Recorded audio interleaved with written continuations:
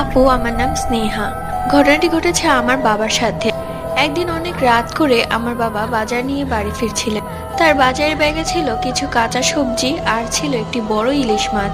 বাবা যখন বাজারের ব্যাগ নিয়ে আসছিলেন তখন বাবার বারবার মনে হচ্ছিল কেউ যেন বাজারের ব্যাগ ধরে টান দিচ্ছে, কিন্তু আশেপাশে কোনো কাকপক্ষীও দেখা যাচ্ছিল না। তখন রাত 11টা কি 11:30 বাজে। 2-3 বার এমন হওয়ার পর বাবা বিষয়টা স্বাভাবিকভাবে নিলেন না। এরপর বাবা দৌড়াদৌড় করতে থাকলেন এবং বাজারগুলো নিয়ে রীতিমতো দৌড়াতে শুরু করলেন।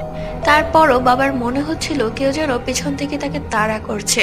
মনে হচ্ছিল ধরতে পেলে যেন এক্ষুনি মেরে ফেলবে, এবং পেছন থেকে বলছিল বারবার, মাছ দে, মাছ দে। হাঁপাতে হাঁপাতে বাড়িতে এসে জোরে করে আম্মুকে ডাক দিল। আম্মু এসে যাওয়ার পরই বাবা অজ্ঞান হয়ে পড়ে যায়। এরপর থেকে বাবা কোনো দিনও রাতে বাজার করে নিয়ে আসেন না। সেই দিন বাবারই ভুল ছিল।